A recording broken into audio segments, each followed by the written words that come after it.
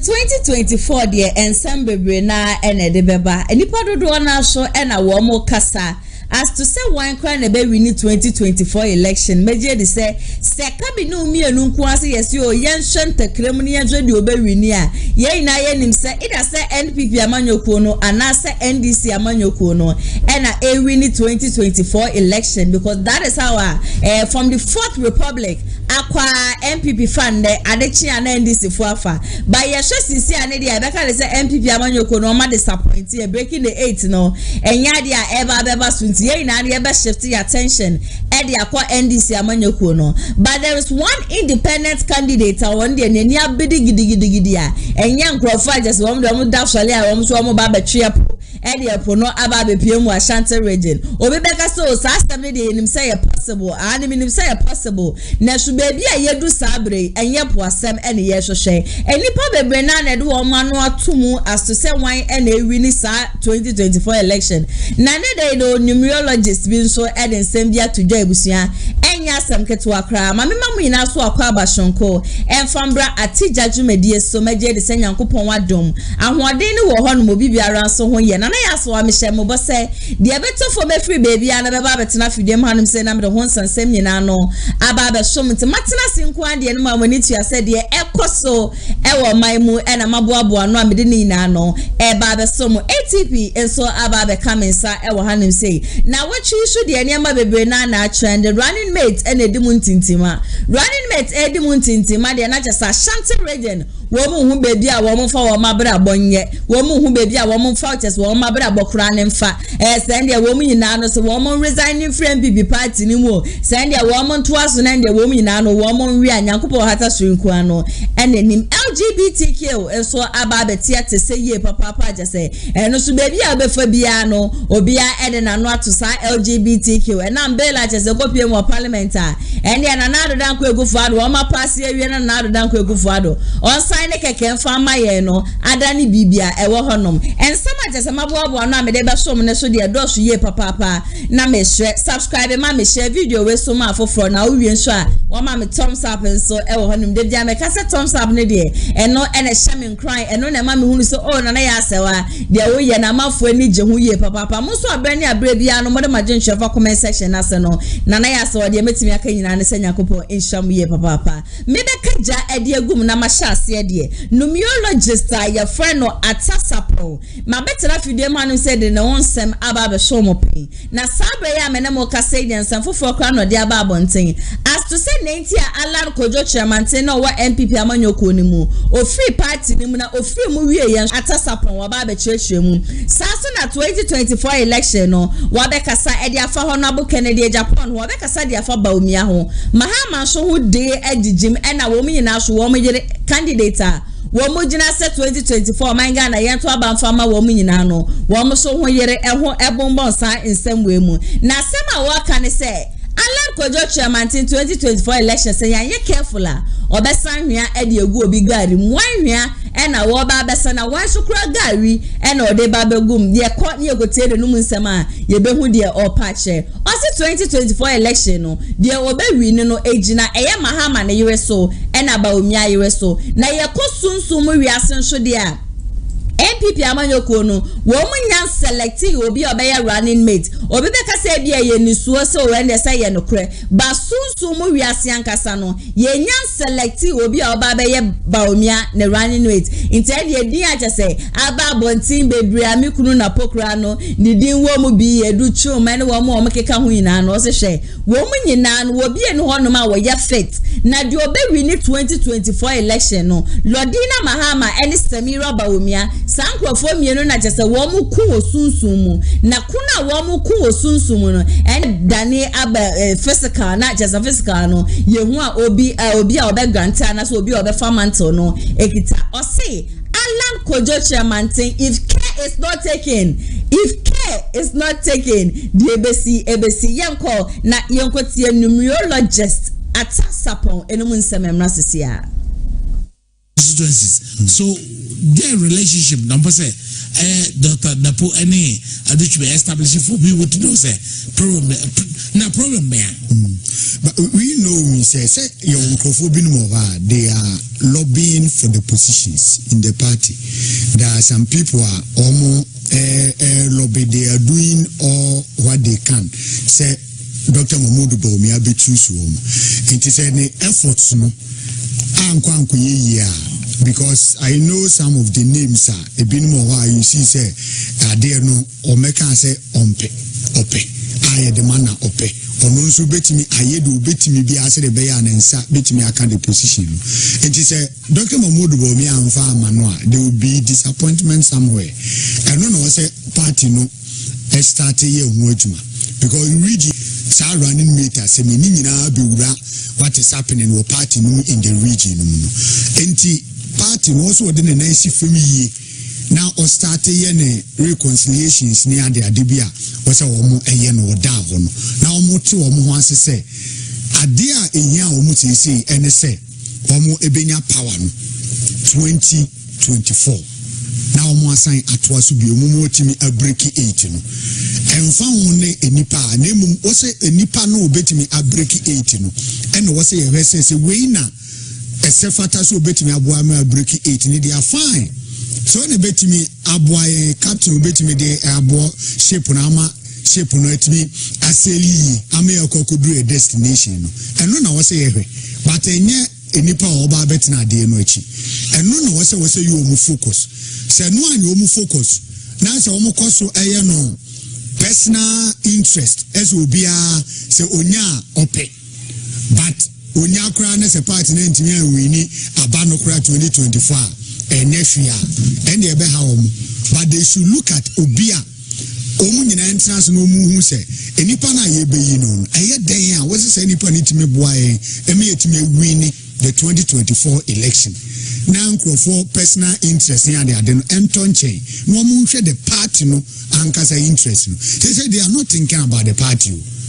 They say me who party for no say party no anka say so mo anwene party no because we be a way enema e crucial ban no tell so no enema nche da nko yi ma no the systems bi mu ne ade was a policies bi a ene o manfo mfa o introduce taxes bi edinu ko so ye ebi onu amu dia enko onye baba bi aduru opewompew was otimi take some decisions bi a ebe hayen na the political party no so a on so be atoto ne mama ye no eno so jadamu a then say na ne menkoyi na na azabe me wache na no pay in any case o ba na onya mai no na ye hwe say the amount for can say oh running with the say fear sentiment ma say me hu na ni jawo sropa because acquired sane e first na o gejia na Dr. Dapo ni jawo so tia so bom me say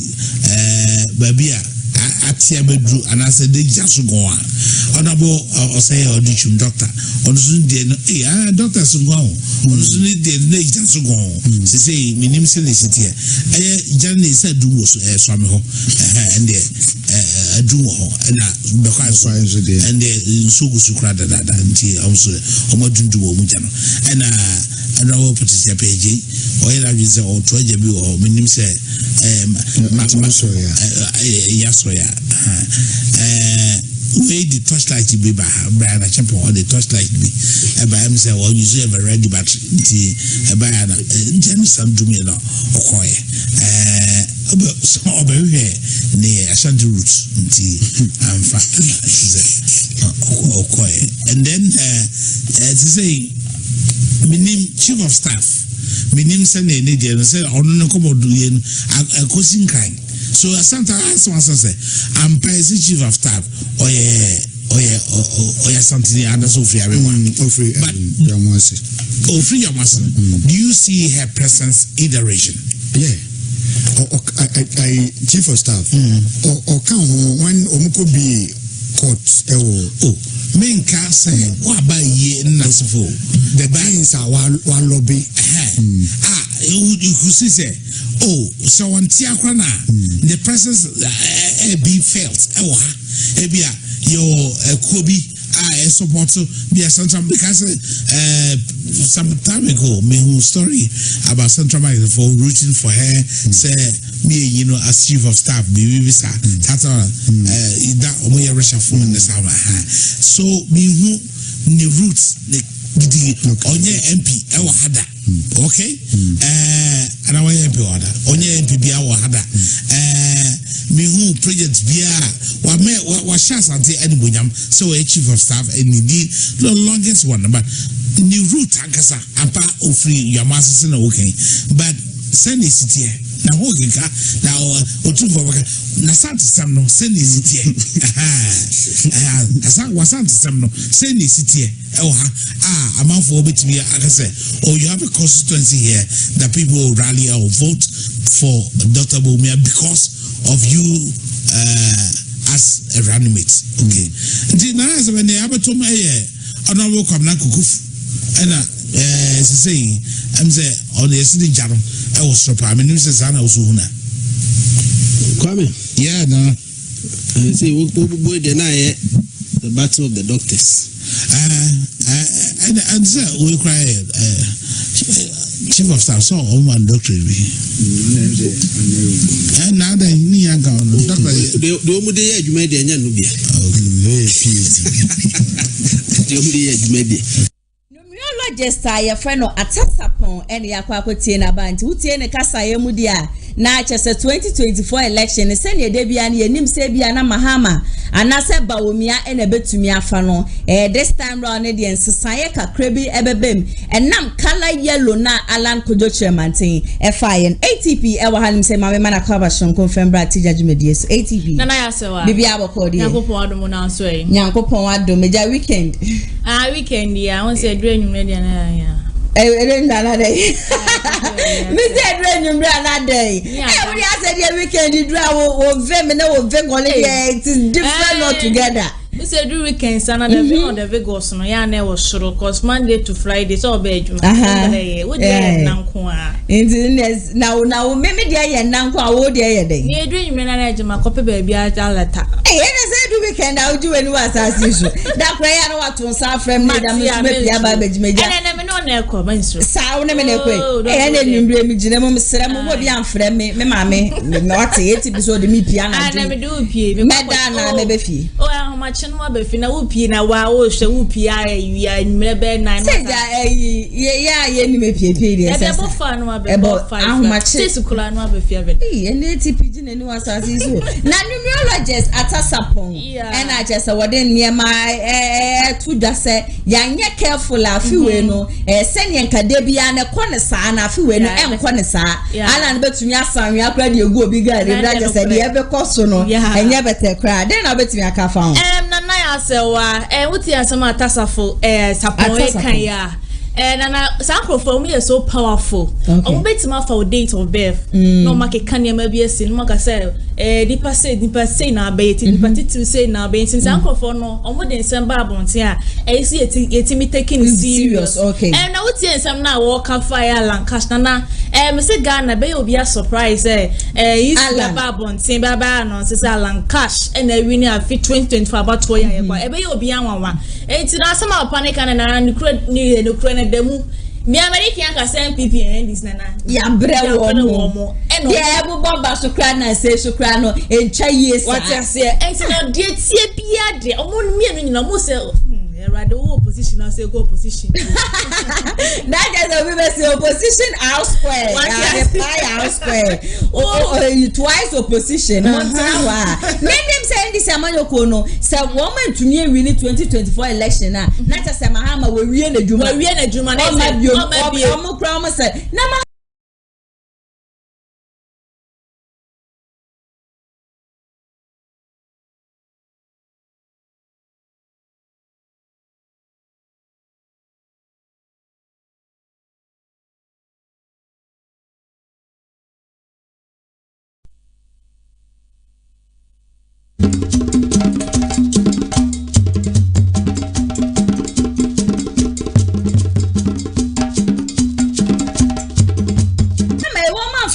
wo mo ko fa no ma me je ni ana dabi eno ni asem no nana eno ne asem no na kesen kan running mates na nko po obi obetima gumi no na nko mo de na but uti asem na atasafo kan no so ka bibi say atasafo na ma boy be safo o boy be safo akale na safo yi safo bia obi ahia o betia atasafo na osana wokan wo say John Mahama ni running mate na wafa no betima boa na ma na ni do be wini o but eye mo me enka ye kira asem no it was say anyakopon ba na wo wini a na wo 4 years no twa ya hwan na eba ye she NPP amanu NDC amanyoko na obi enya nche na Mahama ba wie mo ma na ebia wo mo be po bi ma na twe ni tidia na osa asema na nra na prophet kwaten ka so bi wo NDC ma o ya brantia wo siso but so the other time nso ye samije the time nso na na do wo gumi ya brantia ya ba JK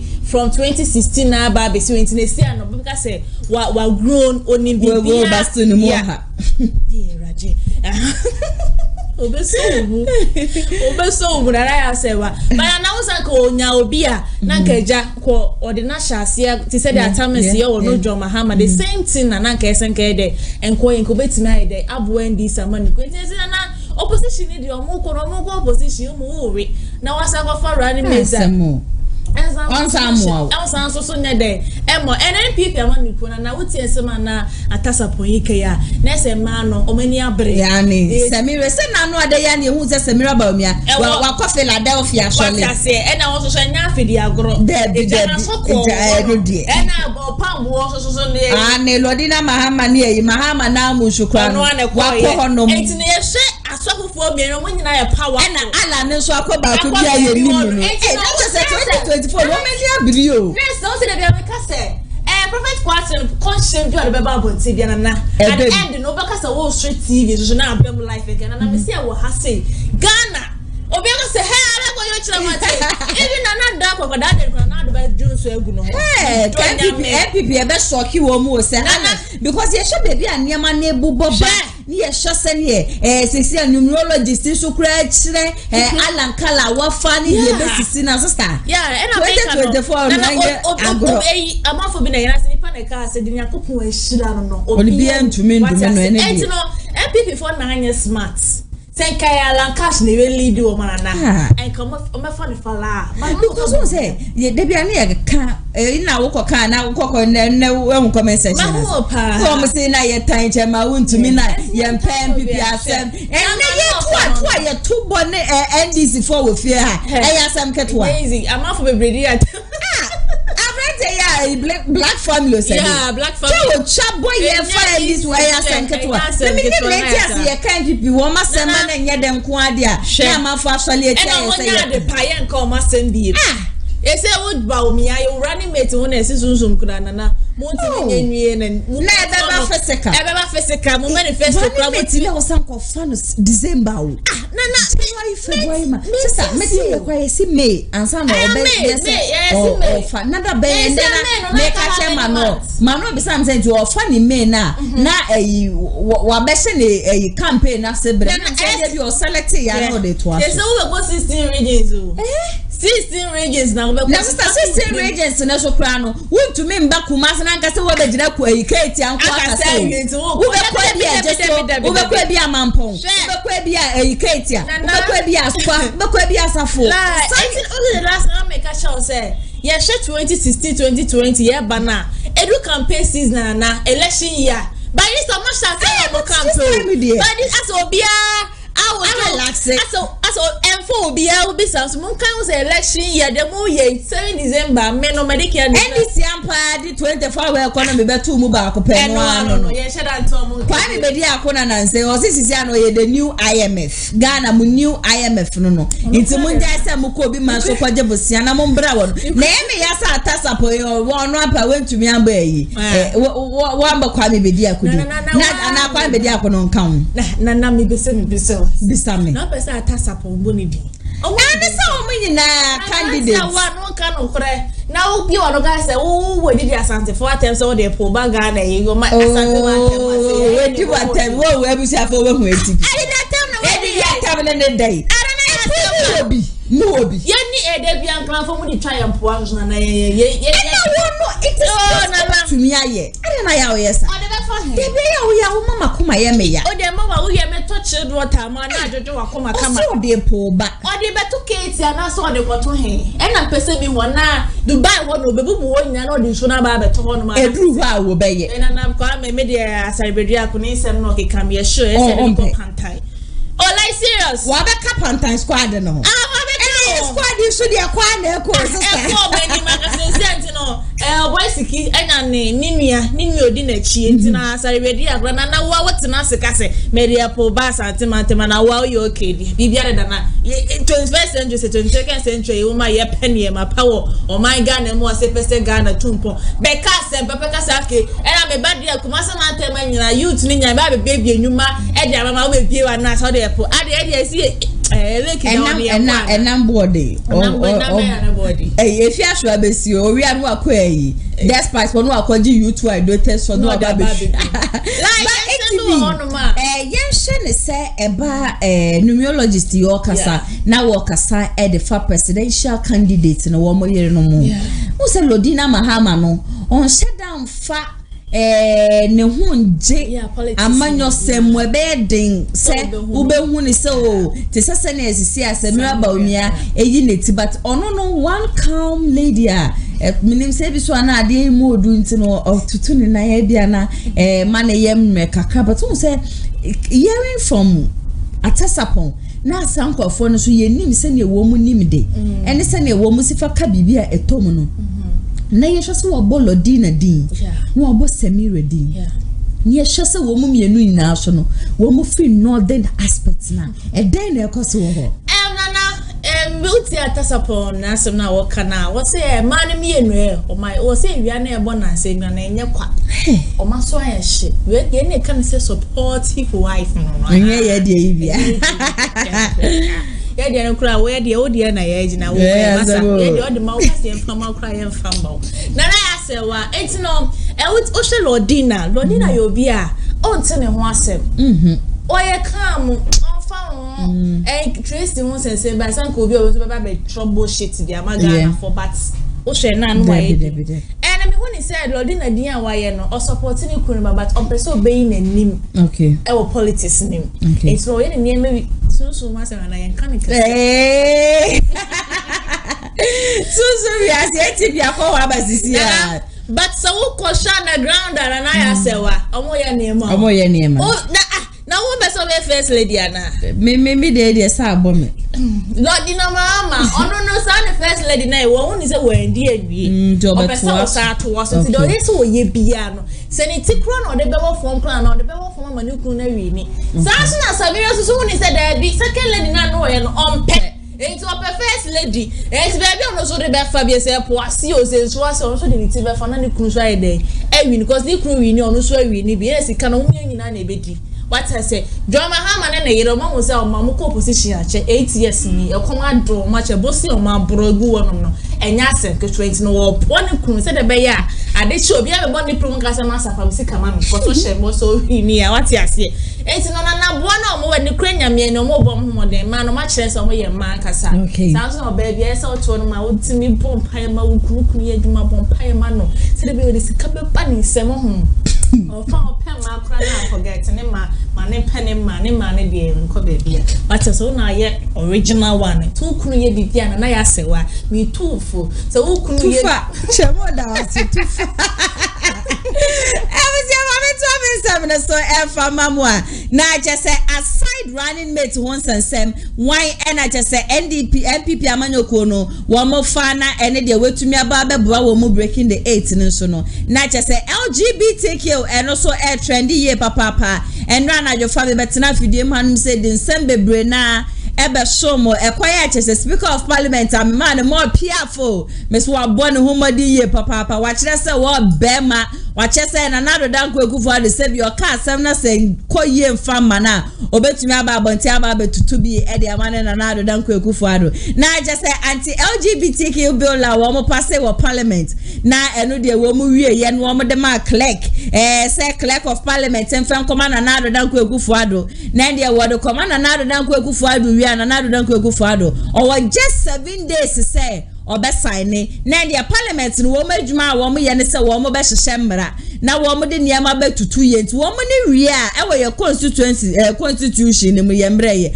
e wo so tabirim na ode koma na nado shem nado wasign ne dia baba ye mmra e wo ha ba eba no LGBTQ bill ne dia nado dan ko egufo ado wanje antum bill ne kra no dia osoma ne secretary kra say won something go back to collect no go kan che wo mo say wo mo hye no wo man fa salete na fa man mesi nanim biom esan say asem no e wo court na no e na speaker of parliament Alban Bagbin ono so tinem no ono so say sa na wo kadia and they are not mentioned minority for no one de make court or in the name of racial flower na na dan kwaku fuado wo ye nti na mention no mean to me enje wo mu mfantum ndanji wo mu mfantum ochina ekosise court no ebedi asem no ewie na waka ne nyina ewie ye no na ka wo kopie mo parliament house a wo mu minority kwan no wakasa ne ya majority kwan no wo mu so akasa ba Alban de okasa wie ya no se ne wa ajone house no obi anko fie Easter break obi anko do ne sunye so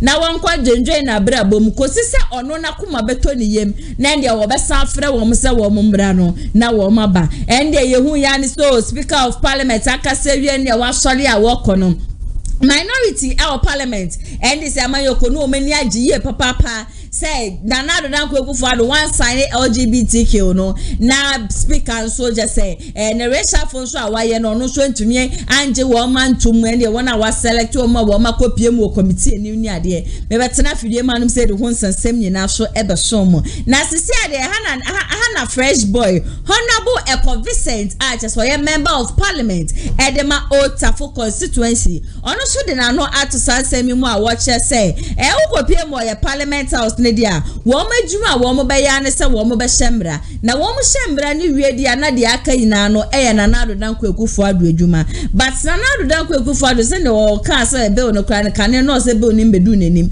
afi dia wasa asoma ne secretary se wan san kan kire wo mo se wo mo hwe na wo man fa bibia fa man mesi honom no to no no hwe se ne speaker react ye ne dia eniema anhyeda ankoye amfama wo mo yenko na yenko ti honorable Eco Vincent ne mu nsamemra sesia me ba uncha no pay a LGBTQ+ ne bill ho asem a president secretary di krata babontin na wo be kan say na no mumani abra mo wo pediase cabinet retreat. Now you sought actually you need to no catch parliament so catch clerk of parliament to bring adiano sa bill to the president to assign or refusal of it na who some ko deja pacho mamiti your take on that Kwame mame enche with people na me sanche also so on the peg okay the kobo for the fee no so when you say adwuma na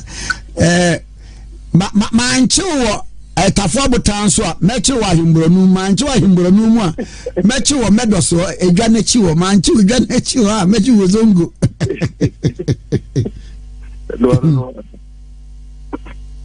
no kwe no che LGBT I mean yeah I think that Parliament is an institution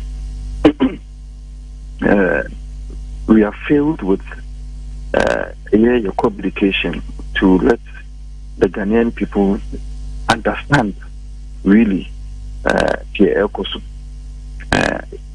look as if the emotional aspect of the bill no is taking a center stage. And however, no weekend it will mean na ministers and deputy ministers and the presidency in your previous and there was this hint say there's been an attempt of service on the presidency with respect to the LGBTQ bill from the clerk of parliament. The bill now, clerk of parliament. Mami ready. the law is not speculative on the bills passed by Parliament. As I did a true or a dance say there was an attempt. Well, those are the words of Asante Bedia too. Unless, of course, the Clerk of Parliament would deny that they have not made any attempt whatsoever to serve the presidency. Okay. And so, in the circumstances, we will all take it as the truth. Okay, now, Mam's a question back. As I did a true, what can you? I will let him know you need more parliament now, more pass a bill. No, and I said, Clerk of Parliament. Because Clerk of Parliament, he was only trying to convey a power or my book. Now, what the bill, no, Abra president. If you know anywhere. No, a Clerk of Parliament, because Tiziano, but they are doing on the word the constitutional mandate to ferry the bill from Parliament to the Jubilee House. Because Parliament, from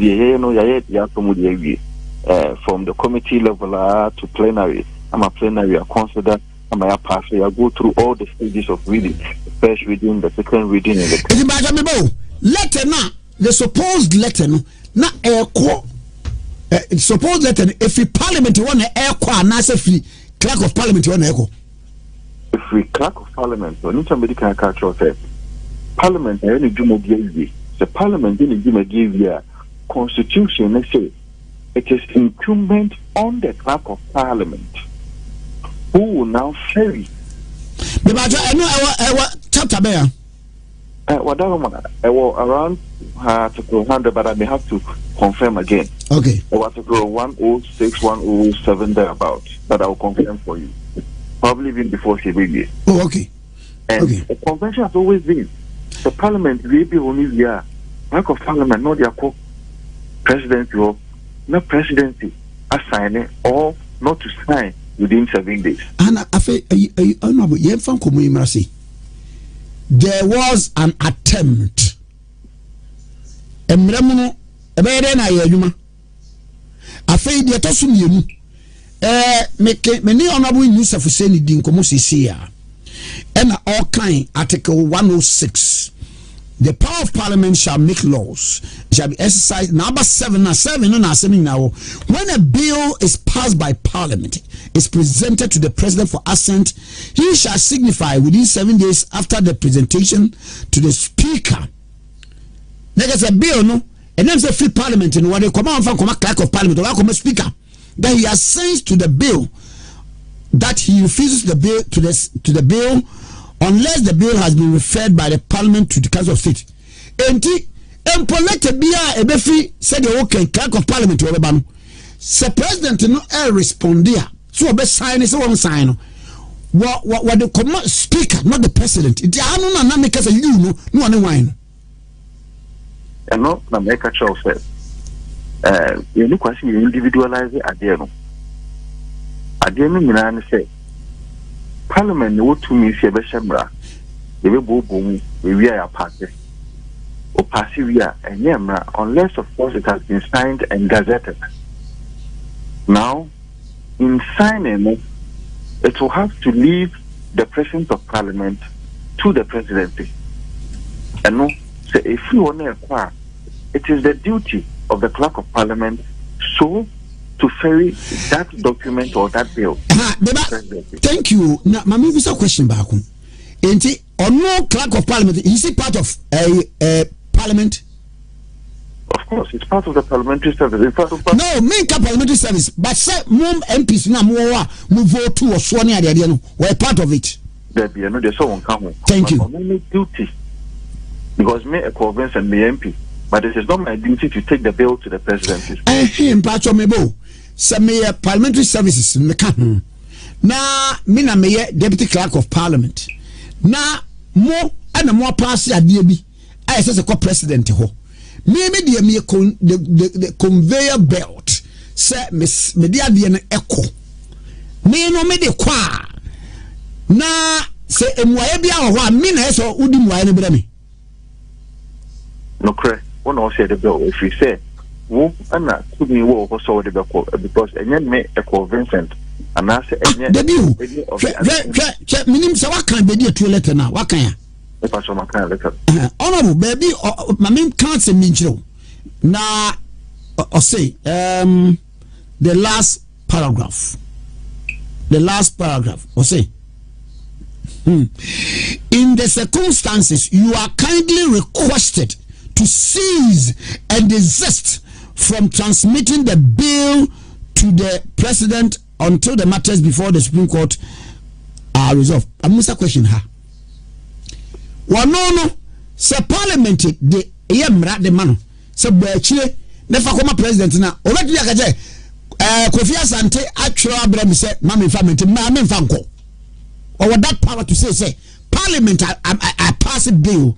Fakoma president so be sign you so sign you. Now one can say I Kofi be there to a secretary to the president and say I should cease and desist from bringing this bill to me fanko.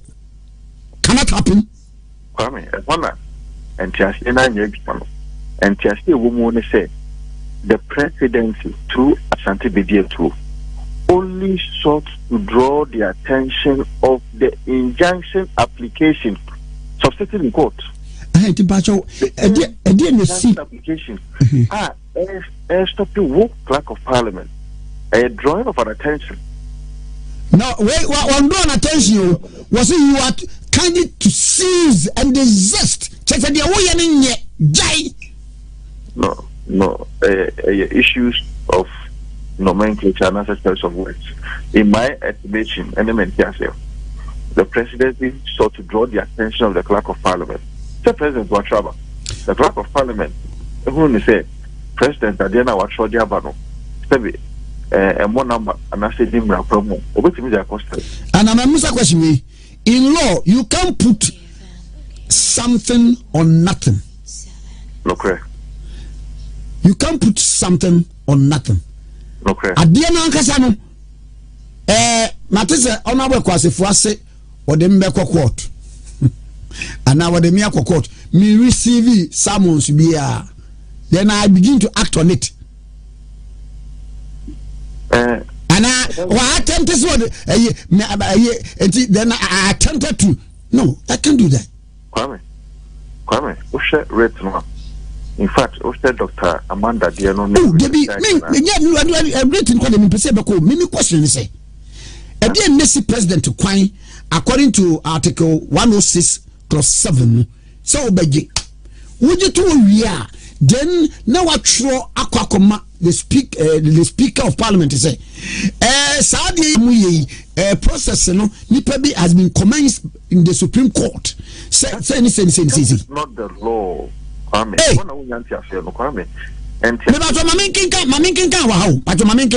make constitution. Say, be a me and I'm in tears and I'm in tears. Mamma constitution. Any Article 106 7 clause 7. Where a bill is passed by Parliament is presented to the President for assent, he shall signify within 7 days.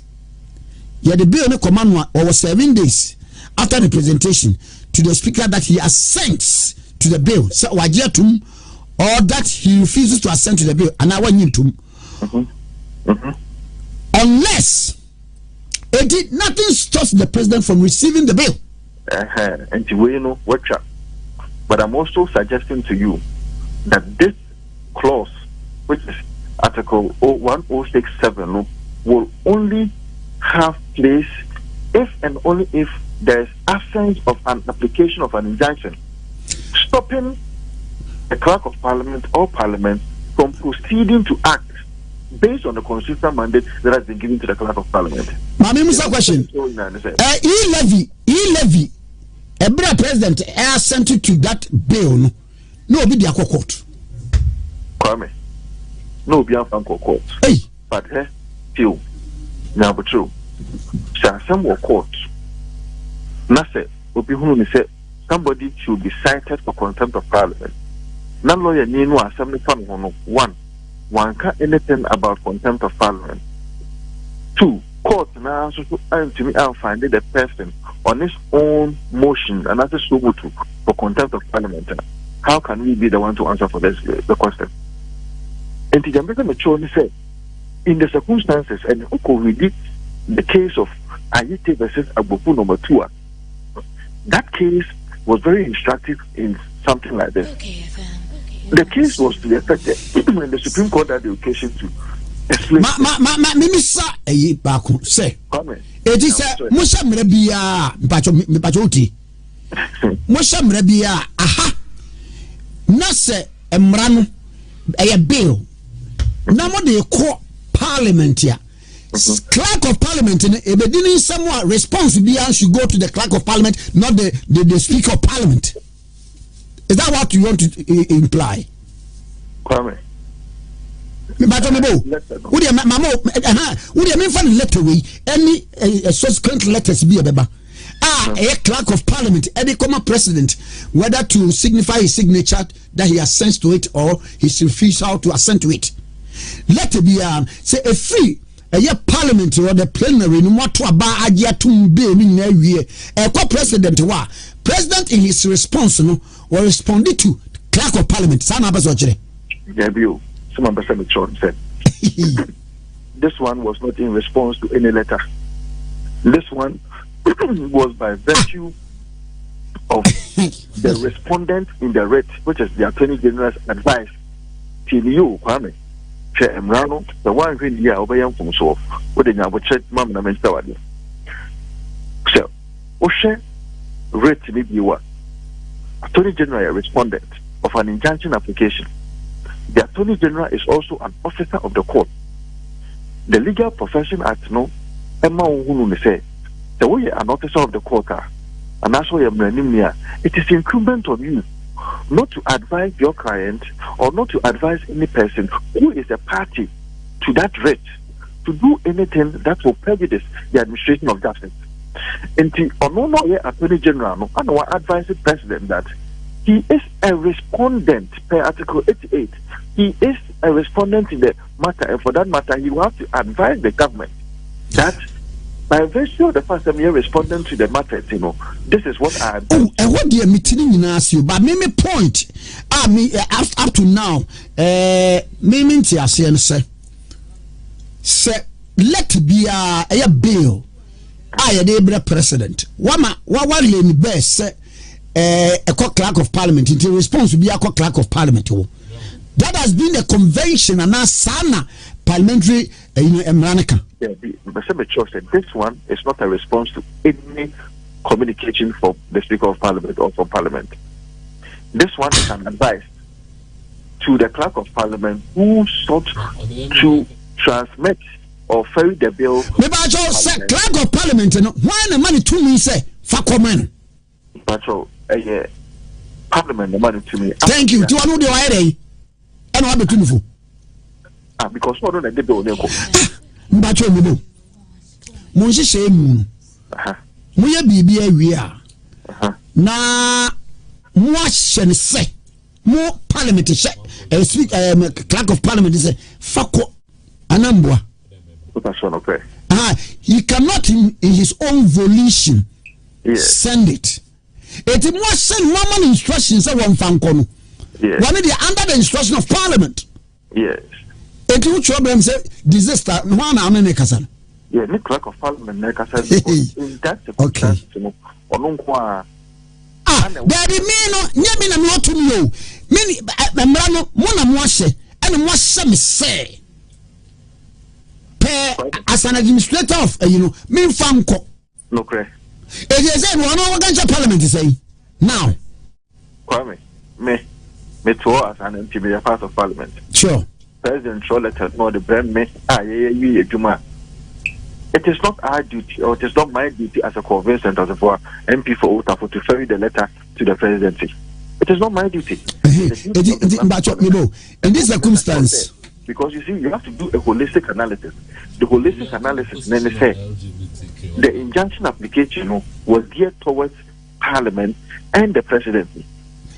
That Parliament should not ferry the bill to the presidency, and the presidency too do not have any locus, or if you like, any mandate to sign the bill that is an injunction that has been put on it. So we have to look at it from that perspective. Okay, from that perspective. Now, President, in the DNC President, per Article 106.7, say, Magic Kratan, Migi Ria, no mature letter, and Asia Metro say, a son say, men sign it. Now, the reason why I mean sign it with the memo attached, then they say, Nipa be their court, men sign it. What will stop the president from receiving it? You have to read Order 25 of the CI-47. I'm just saying that there is an injunction on the president to even receive it. It is his law. The injunction said that can an individual go to the Supreme Court to injunct Parliament and the President in a matter a bail? Why not? Medical are you versus Abufu number 2? Medical no, sa case no, so who check here for ma? Republic versus Mufat ex parte alote. I am saying that anytime an attempt of an application is made, it is supposed to be synonymous with that injunction itself. They say, what the application no koye na no. Say, wo ye obi a wo je mredi, na wo ye obi a wo je the administration of justice so dia. Say attempt an answer application within that short time, which is the 10 minutes and answer time it is supposed to be an injunction. Interlocutory injunction. Okay. Now, the action has been commenced by the court, Anambwa.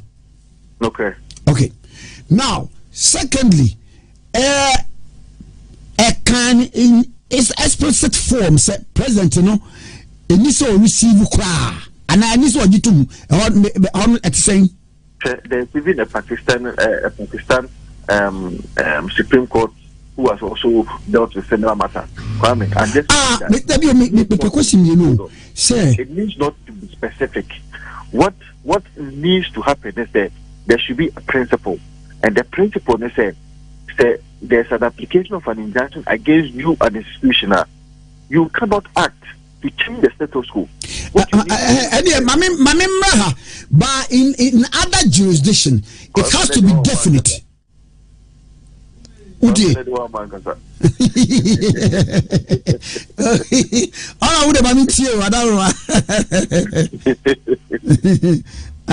Pakistan there. If you get better, there are a number of cases that actually say, and your president say Article 1067 no, when there is an injunction against you, injunction say menje. Number Jamibo. Say Kobi Bisa Bedia to say. A dear said there was an attempt. A dear no be defending. Evidence no way. Unless of course the clerk of parliament comes to tell us that he has not made he who alleges must prove. It is not all the kids. I know you're on preponderance of probability.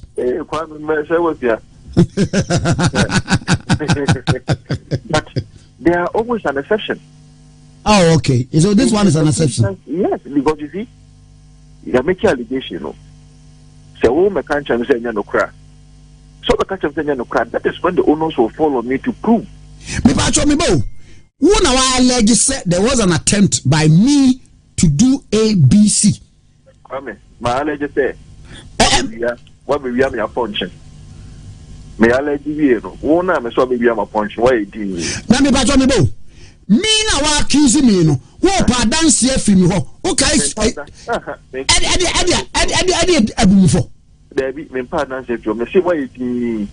You see, yes, I can be quiet for you to prove it.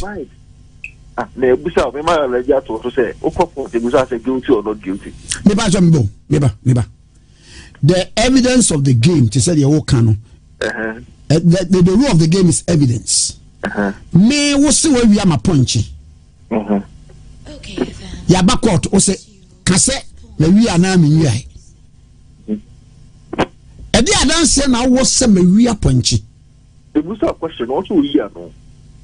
Now where you know idea. So let's respond there. That's what I'm saying that. Obia in law no. Obia Busa na sem why di bia no. Court judge in baby so. without any shred of friends, I don't see. Kwame, what be you my punching? Oh no, I say what you are punching. When you have some kind. One can say no cry, I say no cry. So one can say no cry. Upon most of the media evidence they provide, they say because it means that there has been an establishment of an issue between me and to answer. Yo, Yati. Now, your take on these blah of these LGBTQ bill, Mapa Sia Kuye saying or standpoint, and say. Kwame, my standpoint, and say, number one, bill no idea. Me, as a practicing Catholic, we support it. However, the content and the substance of it, there are some of them that I do not support. And I think that it is in the same vein. And some other MPs may also share same or similar opinion. Kwame, also, Maya Bonne. Bonena Maya no. And the same in Bear Malcoda. And I shall province and no Kwame ticket here. Yakwakoda. Now, instead of it to be punishment, and then we introduce me into society by way of reforming me through counseling and other things, also the make a share fiasco. Number two, the make a share fiasco. Have you been able to reform me? And I say, why am Papa? Why am Papa? So, in my estimation, that content of where you criminalize the idea, maybe I punish you through imprisonment, and you can punish people through other means so that we reintroduce the person into society, not necessarily ostracizing the person. That is number one. Number two, and then make us the president, and so also watch it through parliament, Me say the Koma parliament, the Koma president, and I'm a president, and I sign it. Me sign it. Why? I don't know some sign it. Me sign it, I don't know.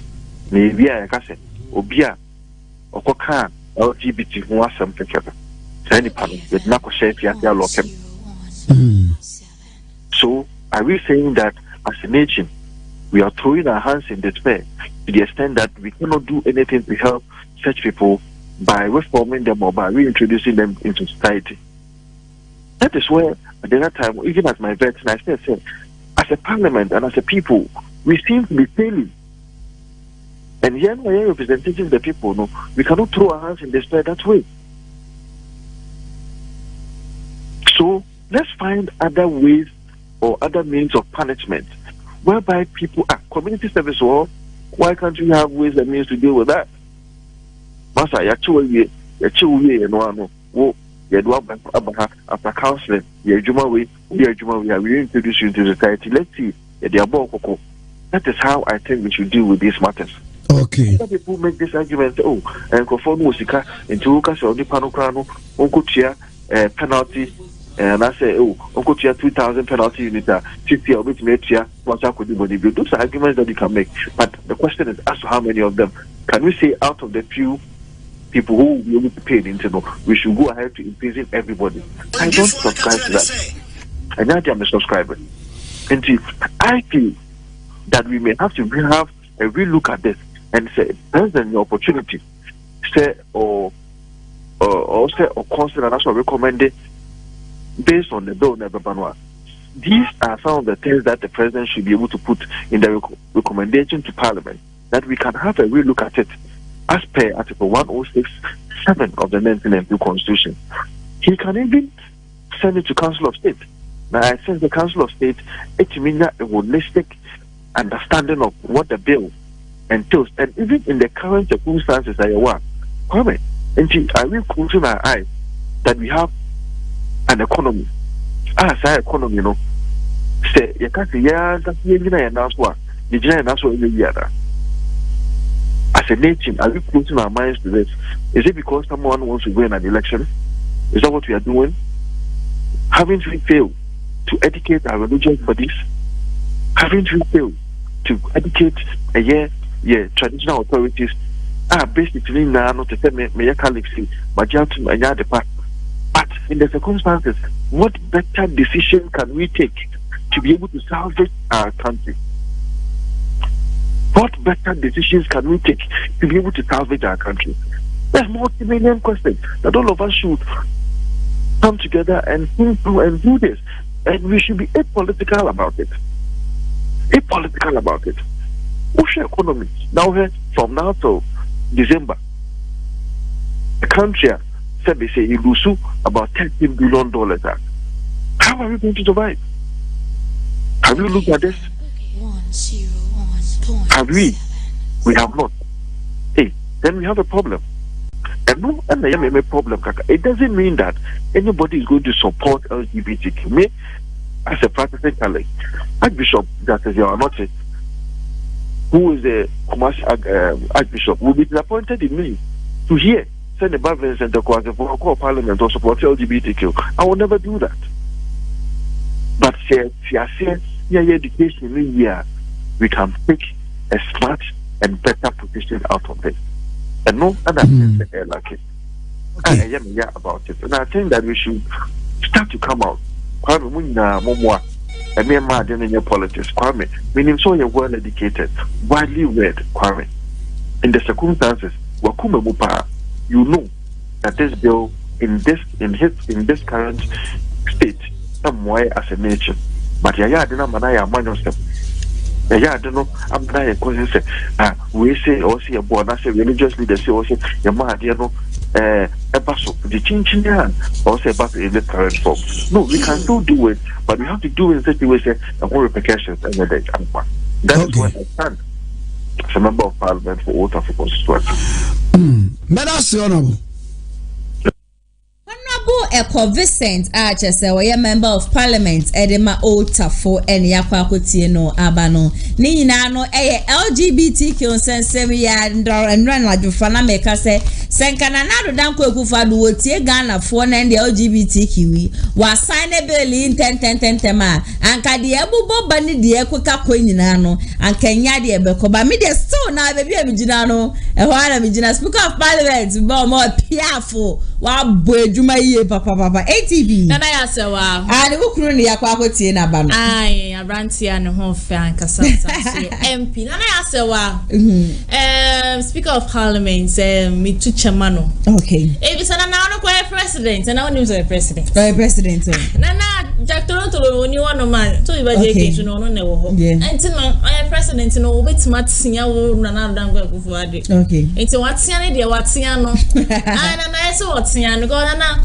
ultimi fa Ghana ye Ghana say they say me can say mami tree ne ka aje se me hu baby a ultimi fa ya fa hodie okay ultimi internet na mo fa hodie no de we he say mpe okay ti mpe also one sign say wo ka say ya fa hodie a ye wa amafo wa na ye human rights na no so ye wa amafo ha no ma wo mo de wo mo ditum te wo mo ne so ye wo mo fa hodie say wo mo ni ditum no ba wo ka say ye portion na accept dia na me buy me go school there say your freedom of speech your freedom of the association was a do ye o ga kado oh you go school ni bi you go school it's na obia we do betima kan ne bo so asen na Ghana so bitimi fa phone credit na dranko akufu odo atem ma na ya hye ni mebu won ma adia nyankopon kora pe nyankopon chini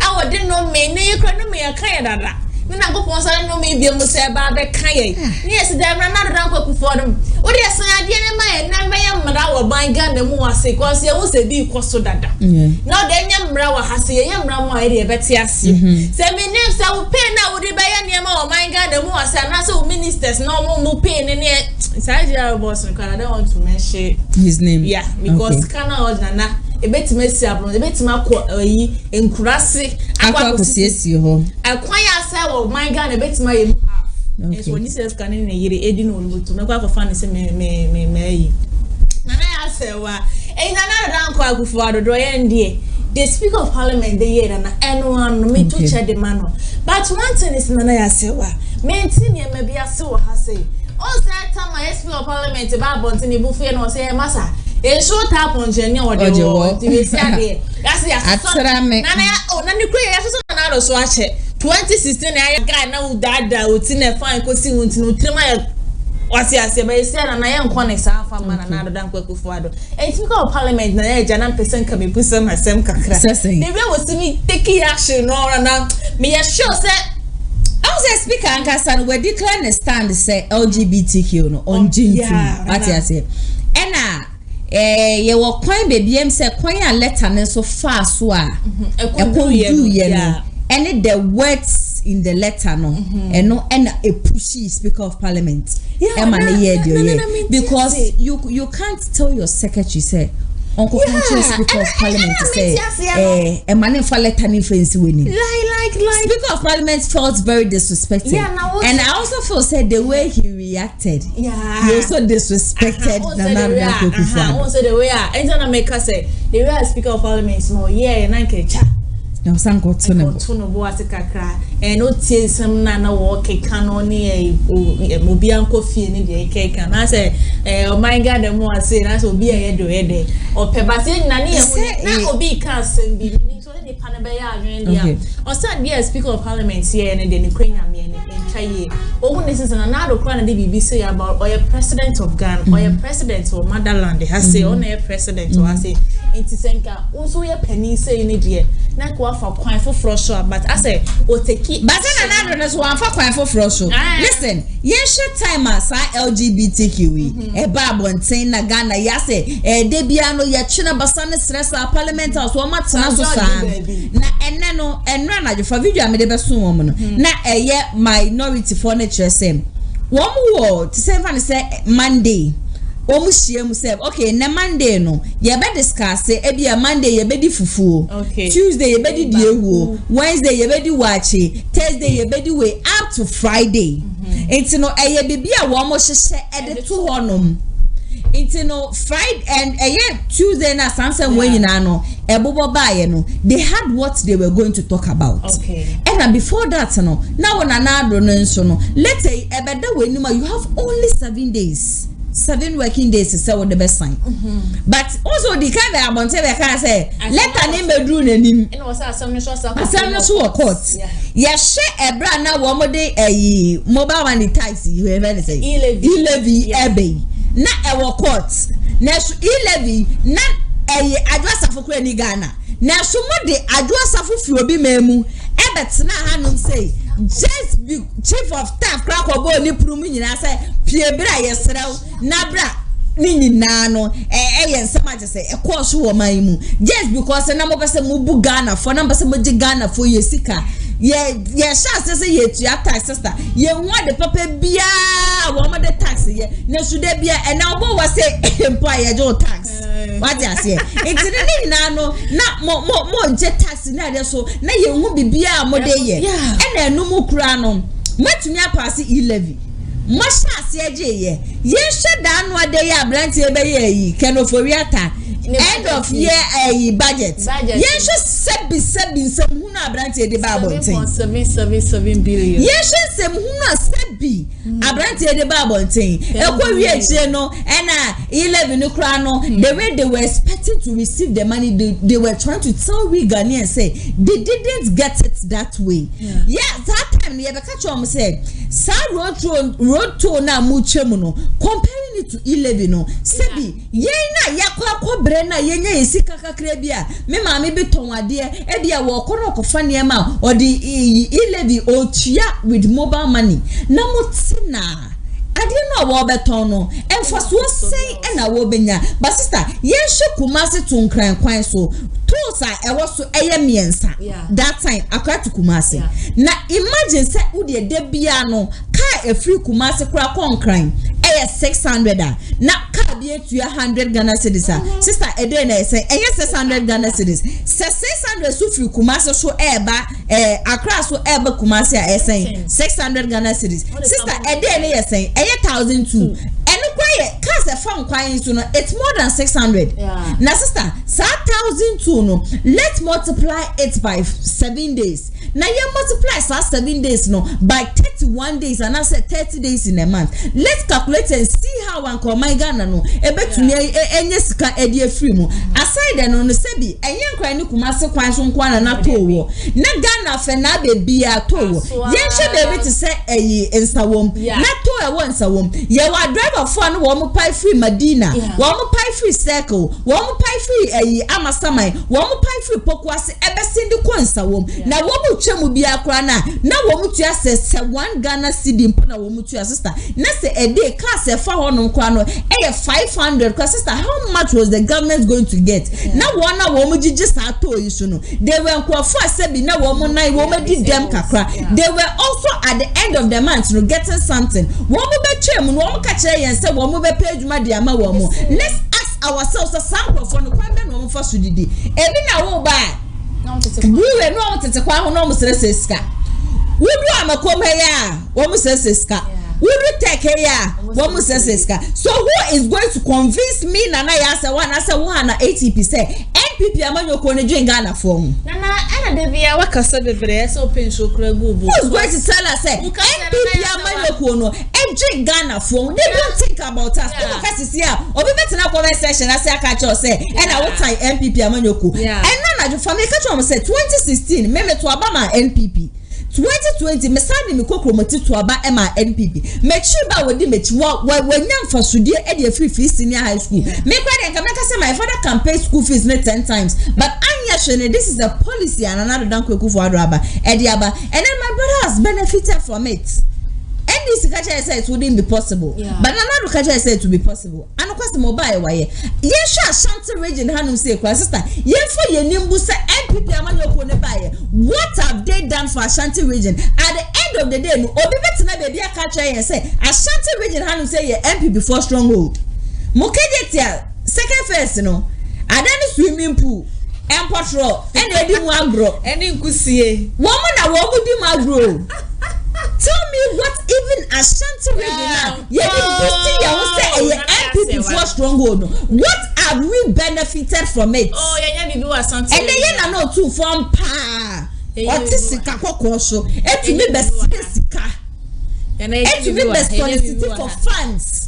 Are you trying to tell me say or confirm not day is one me Ghana for now baby what be ya say emergency e honum na wo mo dey net fa yeah oban penny for ya pricing kwabra na enye Germany no ho ye nanado abroche no ko ba wonye enye abroche no ko empisa wo kroma obi ya wi na ko abroche iti ya na ye ni baby for na ya wi ya mfa he. This topic, I say it's not so government. Yes, I say penny for no buya. Yeah, sister, yam fine. Sister, so we could see a home at you.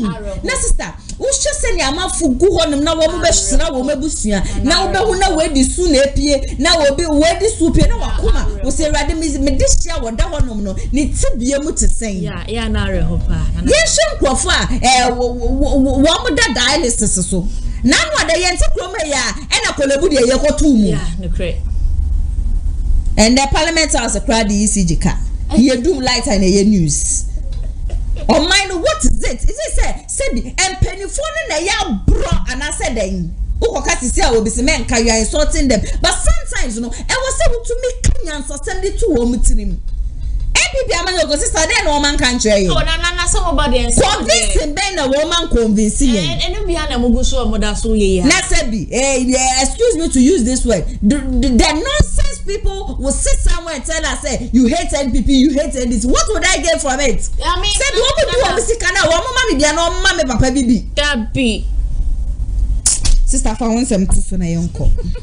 I say a person water man sometimes you decide say you would go the smooth way but what she say here and some the bubo bana ya na there be am kasa yem penny for na kasa na omo nim wa na ye be kasa men net day ye to madoma hama samda the same thing and one obey me nin say kunya no say nyade otonet na so ya na ba be rawo na me tiase mo promising it's not like so mine na you want me to yen skill nana na aka yen skill catch you say yes sika so so ko be de intina na do sika na wo kan ye no ewai ayela sika na do kan ye no ewai afai kwa me nkroma be fa ko kwa me nkroma be fa ko na ya sewa oya me ka yo say me ko to go kra ko bobla wo hala so aba be say me ni beli abi okay me ko to go ora mko bo me bra na Ghana ha shiwi na ya sewa na NPP and NDC asema make a chat onye ye mom gallery ye mom nko ya bro se no ye Ghana for nyina sister ye ya adwen se ye hwe de NDC amanyoko ne ba ya ye ase nkrofo bi wo hono ma sa abrante bi ye se fa de se erikopoko se de bawomia sebi bawomia bana se sebi performance fan chame obe figu di pansem mpo na okoka abrante ye fa ne erikopoko o dio wanti ase da obe ka che se sebi bawomia fa no obe figu ye nsem no ya fa pepa ye to ho enya wanwa I don't know say about me at the end of the day no but me man is car and I don't know sort your mind man na sort your mind wudom but day in day out bia no bibi ko boni bibi ko na ko ye ya he will be one of the people of that comment section as actual nonsense ya na ya sewa media mana ana ya the NPP wo won ko na the NPP wo and ya woni be bia ya wo ye to ye na NPP o NDC na ye mo nyina galawe yeah, more winning a gallery because they are not going to help. They are not going to help. Me, they are not because you see, I know, because you by any but Chilimano more. Oh, yeah, Pony and Chilimano. Nana, no, I said the world is advancing and they drew one more time, dear. I'm not say a lawyer fan of a teacher, Jimmy Bright. Or Germany or so no do obenya wo hu na ka Ghana fo no be ya adwa ka ye na ye ku efente MPP amanyoku no na ukọ bi wa do ka se already ya be ba be chew no me asem no na asem na say right relax what the tobo enya duru like ye nwa no mo no ne no na omsuma Ghana fo like serious so baby na o kan say me say enya wanwa so uba be you pa da wo ko je ra de dasi o be ba de tupai o kwa wo mo enti ka ha say pa na ke bi enwuma wa ha ye bi I can one be ka so wa akobi ko ne fi abrochi ho no e be ba he sasa ho no wo mo bre na be say bu so abrochi no de no mo ye no ho obeko no bi nkukuom obi anu na je obi abrantie pa o shi obi toilet so esu ye ba no man ga no was na ye fa ne say ya retankan bi obeko obi ma so pa no obi di share pa sabi o hwe won na sabi wo mutumi nante wo mu yogu wo mu ho a wo be pie wa gada yes salute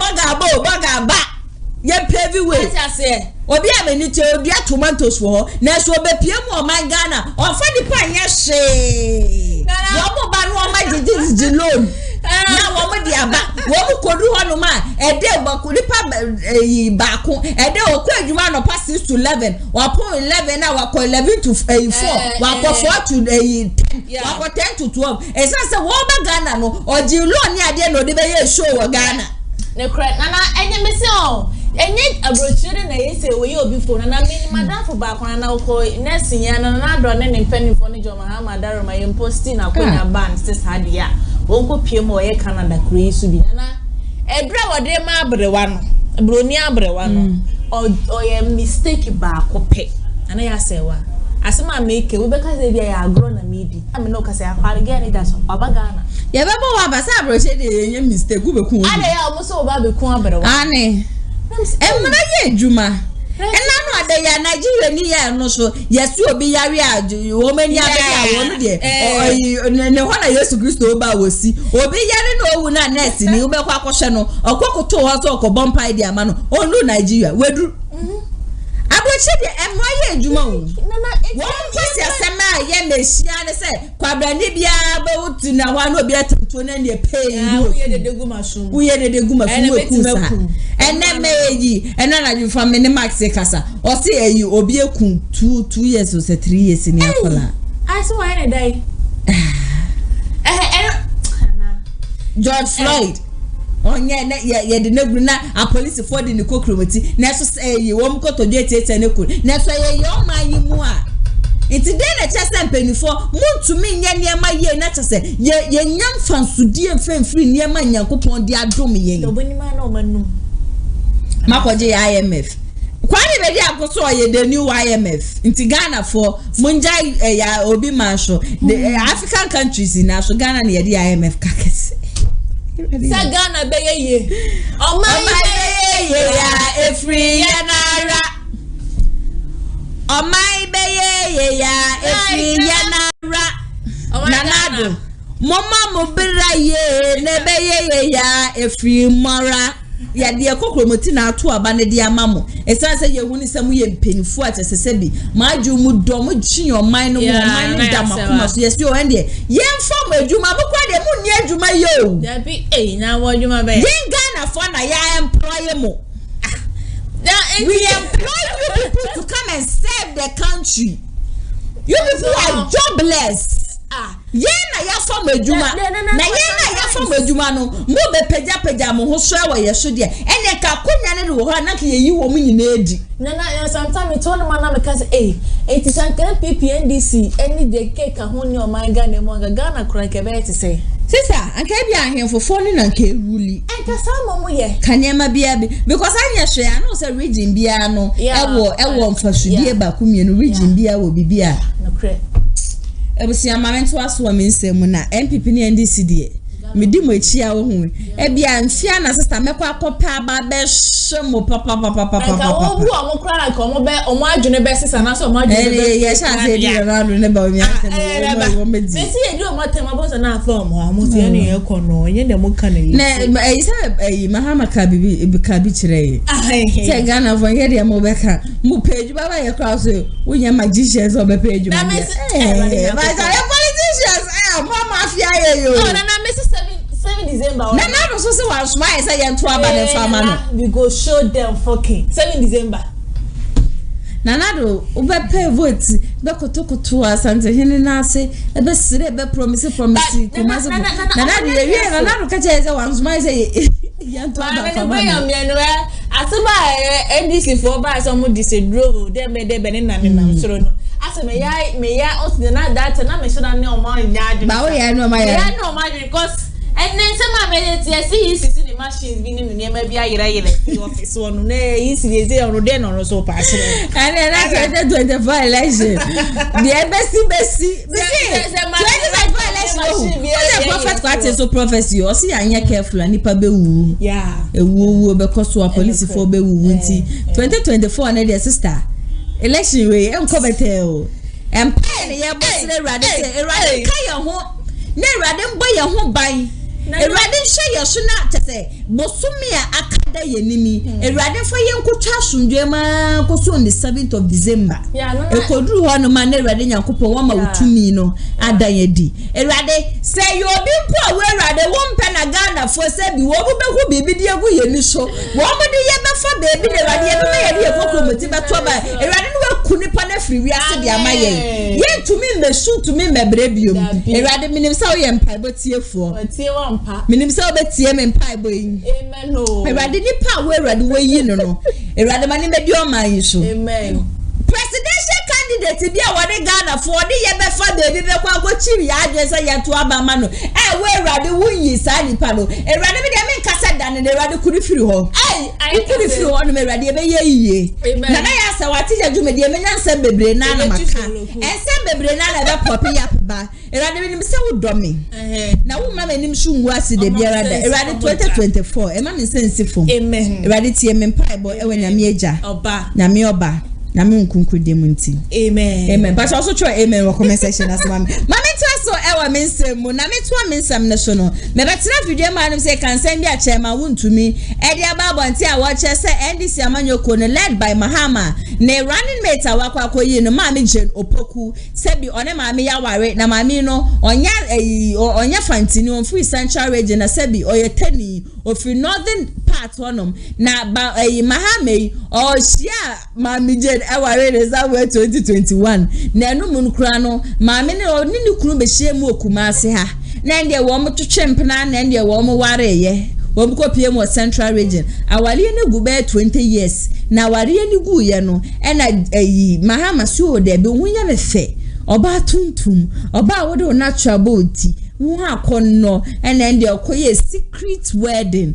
eno ware mami nti ye mami lodi na mahama we ya onim se ni kunu running mate share ono na ye second wife nti no ogu to me win 2024 election e dia na akwakoye obi ni kunu na cha so yire na sa ye first lady but as won beso obeyi nanim yesa nti se ne Ghana for mu say running mate there bi e obi ni kunu e na oba bedi o mine so na no e na ne day no ya brefo ode na no ato sansem we nyina mu ane watu to bi kra na de amane chairman wuntumi o so ene o questions bi kra no ebisa ne chairman ne ntutu mi ka no meyi ano se se de o mine na ye wom no nya ye list mistake aneja obi ebisa question na ebisa question so de na anu ya wo no odi aba yenko na yenko te sansem we na so emra sisia intie nimra chairman wuntumi kopie mo north region chairman wuntumi ye chairman NPP Ashanti region na semu ono anadanfo ne weka ohene ba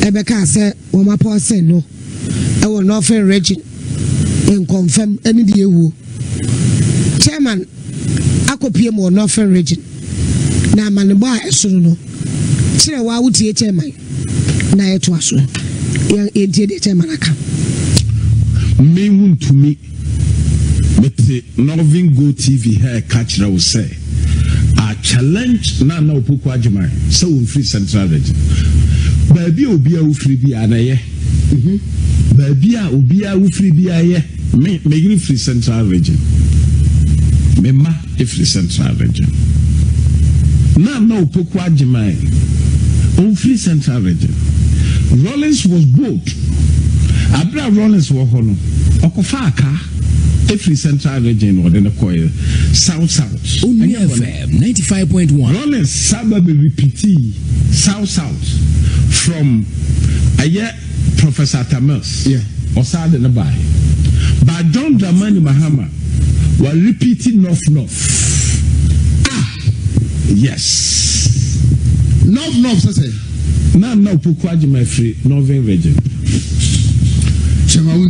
me say no ama opoku agimai on free central region so mama no why no dada no anase wo na afese be kansem e chena tade dabi me challenge no obeware oni nukunu efri Ashanti region Mr. Opoku agimai ana omko ye adwuma wo Cape Coast University abra omko university ho na no mo ye adwuma ni nyina no ana omuhu wo mo ho no mo ware ye and of far Berman Dean at the tour. Only FM 95.1 Ashanti region.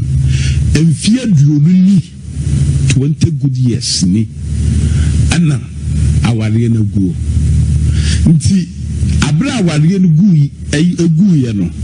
And a dino akanoso. 2012 Anna John Dramani Mahama or Wale I am now Pukwajima secretly. Yes, Asampana make a job. Asampana make Asampana to me. Oh, I'm telling you, sir. That's one. Nano Pokwajima free central region. Northern region. If you Northern region. 2, 2012. And a former President John Mahama. And warring the secretly. Or warring the secretly. And a husband and wife.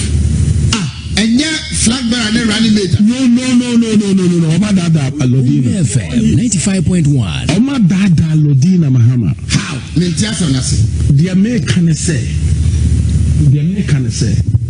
Na Opoku agimai in free central region. So wasi me boa. On fan the birth certificate in Namechre. Ebusian teacher, ma won't mean some more kind of tough no. Campaign nefrasia. Yeah. And you see, when the campaign starts like this, you hear things like this. Tanaya. Yes. Let's ignore all these things. He's only trying to gain attention. That's all. Chema want to me person ko 14 and kakeke. So we deep points in the no we but that's what he say. When was the last time I teach about to be doing? For a very long time. The popularity air baffle. To person ye BB or KBB now comforted and castle that's so horrible. Apart from that, nothing else. So what? You don't believe what he's saying? Politics should not reduce us to this level. How can you tell me, say, but be a professor now Poku Agimai free? I don't care. Okay. No, it's neighbor. it's a matter that for me and can you big deal as you said. Yeah, I don't care. But your friend can found. But how can you tell me that the former president is married to the running mate? How cried him in person material. A hodie Obia ware secret. Obi ware secret. No, which is never true. I don't even know how you would know.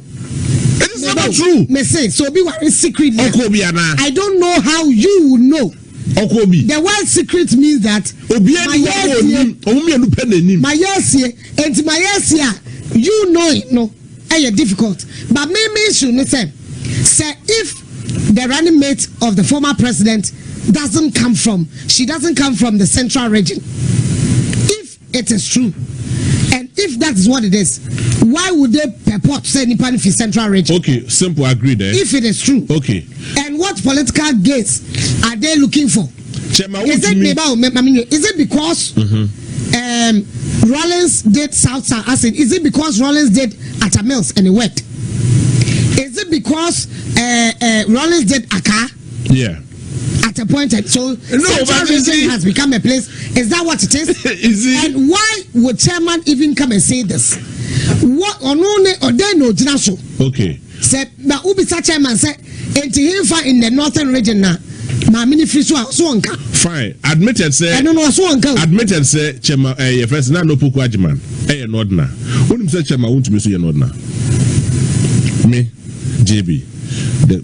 Quote me anyway. I am telling you, say Chema won't mean yes Anthony or you're Nordna. And yes, so what is he talking about? It is oh you're Nordna, no be a Nordna. What is wrong with that? His comments has nothing to do with the fact that the woman is there. He's trying to say NDC is deceiving Ghanaians. No, NDC is trying to tell Ghanaians the woman is from Central Region. Prove beyond reasonable doubt. But minim Ghana about one. Who did how many years at a place na Kasebia utumidina home to aba as a member of parliament? 5 years? Yes, I think 5 years. Yes, 5 years. Yes, 5 years. So what is the truth? Me, I want to know, but there's nothing me I want to problem with the woman. Abubakar Boniface. Is she from the central region or not? Admitted, say me maybe feel credit. Abubakar Boniface. Near no one or northern. I think he was a northern regional minister or something, but not MP. Or northern region. If you want to know, or back to Accra, he became a member of parliament and a minister for that matter. So back to Accra, did he come to behave as if he's a guy? No, because how Kumasi. Never free enough. Yes. But or a member of parliament or central region. There are a lot of people and she's not claiming she's from the central region. There are a lot of people who are like that. Is Chema to be doing politics? Or your politics because as usual. Or there's some truth in it. But he doesn't even deserve to be an Ashanti regional member of parliament, an Ashanti regional chairman for the NPP. Because he's so equally a Nordna. And can found because if the person, unless Chema to me is behaving or saying, oh, Yasantini. Why? Unless Chema to me is saying, oh, Yasantini. But if you come out to make it look like Mayor Fantini, to Mammy, if that is what it is, and that is not what it is, it's like deceiving the people of Fanti. What I say? As I would deceiving Fanti for. Or ya funny or Fantini. Let us not even make more free of ourselves. Or ya funny or so even if never be enough, none of be central crown. Or better me qualify as somebody who comes from the central region. In my entire life. Where is the truth? What is he talking? And where is he coming from? Yes. With this particular conversation. I don't know not then or person being free. At this age that's my question. Martin Ashanti region for a very long time than even my hometown. My hometown in Sahobu Musumi Nukra. So Obi whom the Bekasa Ashanti. But I am never an Ashanti. But if you claim to be me a pure fancy. The difference is if you claim to be, that's where the problem might be. That is it. But me Ashanti pure. Exactly. So what is the point? But me papa efri suta. But me water crowd. Water crowd. I was born and bred in Takwa. Make a fancy. It's Ibia. It's Yabna. Sometimes my airport be say, oh, a fancy. Yeah. What woman you know? Mokwa a Sepsis Primary. Yeah. Mokwa Rage International. Mokwa Bompede 1 year. moko fijai na moko ansign me ye a service wo a friend then number 3 for mo maternity school no one wo wo to number 3 nda yet banchase iskafa bantam number 3 nda yet banchase yet banchase but if I go and go to Medina water crowd number 3 and now banchase but samoko na mama takrade fu there me ye fantinya now so me ya santinya it's like I'm deceiving them to some extent but some mo there me ya santinyi but na if you do that menyamuna wo mo ha menyamuna yenyi yes but I want to be me peda I mean usually me kana mfim papa no krom asantefo yes na de into me fim ma me no krom but it be some makana me fin suta I want to associate more with I want to associate more with who father than me nuanom wo London why you asa wo kra British passport okay they associate as British but they are Ghanaians that is it enti ono botumu ekejina British Parliament mo atwa abaman but when they are referring to you they refer to you as African British. Or Ghanaian African. Yes. Like African American. They don't take your African descent away from you. No. You understand? So for proper but very where is the conversation? I don't get it. No, just or your politics. Another where is that conversation coming from? No, but you see, is it true there? Mamen or and na could do Ajiman Rollins there's nothing wrong with that. If it is so, nothing wrong with that. But is it true she's from the north or really she's from the central region? Wherever she's from, she's qualified to be a running mate. She's or you're knowledgeable as a woman to be a vice chancellor. She's a card member of the NPP. You need to be a Ghanaian. Yes. That is the basic principle. That's fantastic. You need to be and you have to be 40 and above. And 40 and above. For 40 and above. Like Obi Obetunwa a president, you know. And once a vice president. But don't more feel so nagre. Because in Ghana politics, these things that play some role. In America, Fantina central region. Say Otnes no Mami to Oko Wesley girls. No friend then. Inti Oko Cape Coast. No friend then. Inti Mami Onya Fantini. Na say would you order to me? What fantra there? Oh, you are politics no ya. You understand? Or your politics not American. No, these are tribal politics. It is to play a card that will go against a party who to me doesn't want to win power. That's what I do. Or a card. I am here to a card. And you play it strategically. You know when to play to hit your opponent. No, but if there's some truth in it. Yes. If there's some truth in it, who would it affect? No, but can I say if there's some truth in it? Nanaya. Na yin say. Affect but they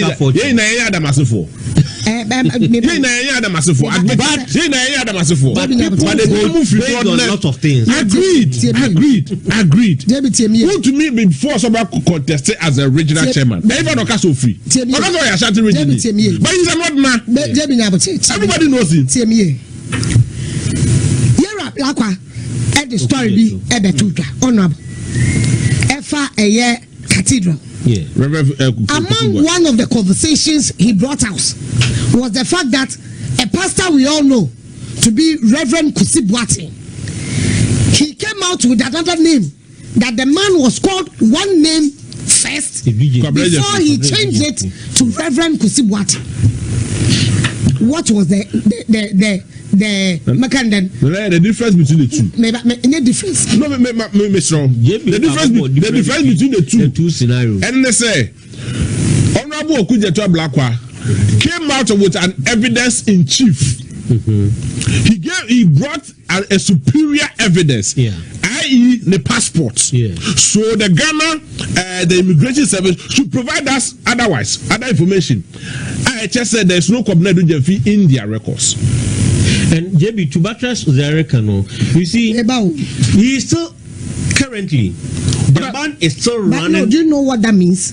The man is still running with both. If somebody has double names. A criminal. Yes. A criminal. Woman, no. So if he claims this is what it is, if that is an issue, and you go and tell the people here in Ashanti region, I am from Ejesu, and you are not from Ejesu, and you are from Central region. No one something different kakao. Yeah. Than you be. There's nothing wrong with wherever you come from. So what will be the motivation? For me, it is because Ghana politics we feel you need votes here. It's not about who qualifies. It is not about who qualifies. It is about permutation. That is it. Baumia comes from enough. So even if somebody qualifies, who is the best within the north, and because you want to add 1 + 1 is 2, that is it. Let's go to Ashanti region because our base is in Ashanti region. Which is Dr. Ayawaduchu. Now, it is 2 names. So, but you see, Dr. Ayawaduchu, no 2 ways about it. What which is, Menkase. Oh, no, he's not Ashanti. If I don't fear him, but me, don't fear him. Apeja. Napo fear him. Apeja for di and Jade. Me say Napo fear him. Omo di Jade be fear him. Menkase odi ade. Me say Napo fear him. Apeja. No, so Apeja ni. Napo. Menkase odi ade. Any alantre mate. Omo ina Tony Apeja de lie. No, I agreed. Otufoba. We know. Otufoba nye de share. Abranti. No, but so for him feel the idea. Debbie. Hey, onyo bi ofia bibia no dade. Na ufre Debbie o. Ufri ukrom. That's the case of free honor. That's so be any honor man. I say I can't. No, I agree. No, you can argue this.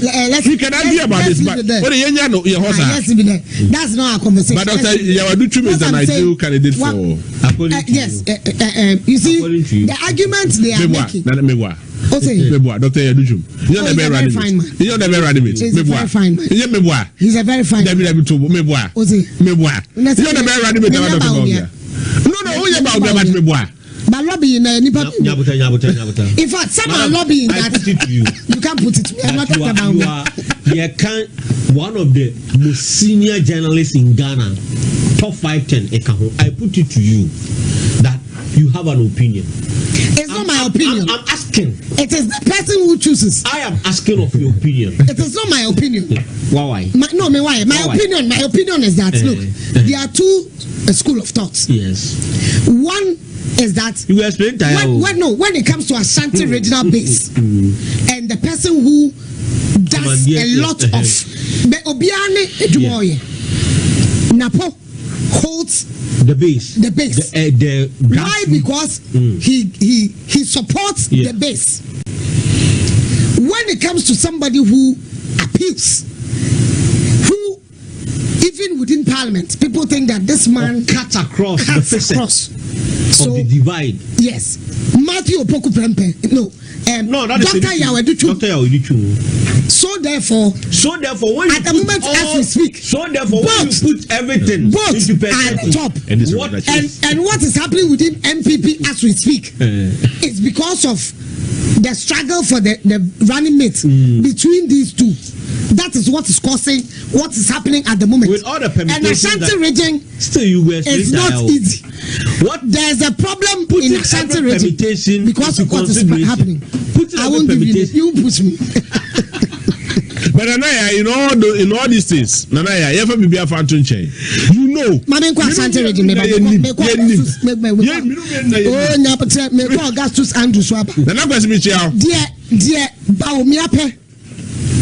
The party pay, 2. And so the Baumiape, and so the party pay.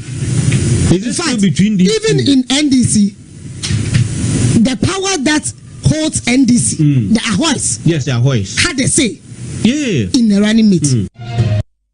ya brefo ene yakwa kwetie no abaninti utie na ya brefo a ntumi a wo kire so obi aye secret wedding ni ade the secret wedding na yakosho no na wugira hemfa ena ade ye secret nso de e ba ne sen ena e ba abonten chese 2024 ne de obi e ka de e be ye no nyonko ya obi e toto ayampe e wa e be ka na ka wa be doje nso no na wa doje ATP na ya sewa ensam no yakwa kwetie abanede na wakafa ho na de metima ka fa o sansem se na chama untumi ase waye no ho chama untumi sa no kasa sa de kosa but be ma de ni kwan sa o kasa sa ni nsem bi se ne ma ade ta kika ka sansem we na we sem dada kura no akotwe aba ayakwa se ma untumi opema so twen pan no kura so opema so twen so ankasa wuti nsem a chama untumi kan waye ni secret word na efa ho be chama untumi efa ho be na we ba be put the video be catch us wa wale tu no we be obotimi ba won te me ka se no kra na se no kra election de obi aka de betia na jo but na say politicians no on be say de bia no mo ka asem ni enya bi ni afa but na mo ye mpanifo ensem bi won ma wo chama wuntumi aka wonu tum enya ensem we bi na be say oba abonten be ka won say bebre na won ma ye say oba na be yi hu ano enya say na ma ama ye say na wa ye say wa na nu hu hia ye be say wo babonten be kan no blana be kan no everything say allegations e kopie mu o ye temalia poison no smile ye o boy man e buy no ye pese eti free wa no na wa wo be kan e na afi so ye chama tonton ho sensen allegations e go so no wa babonten na be ba no e be say sansem na ye ko so abe for tintamfidi so amafo be na for say there be say ade chama wutu ni papa e na chama wutu me say e no na e say babonten nya platform be say wow station akotena ya o ka asem no na wa ba say be asem say e go so no nya sa na te na afi na be ka say na John Mahama na fine cause no waje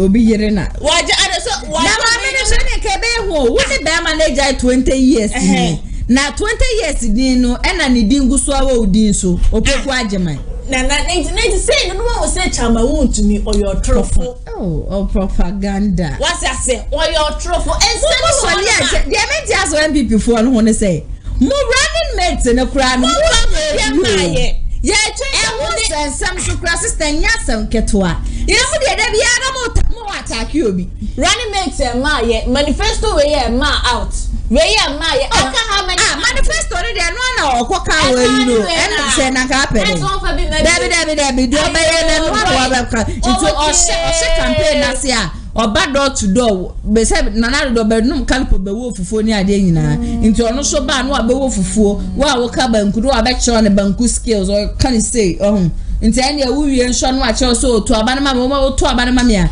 ile bi ne ba betwem ba o mi aware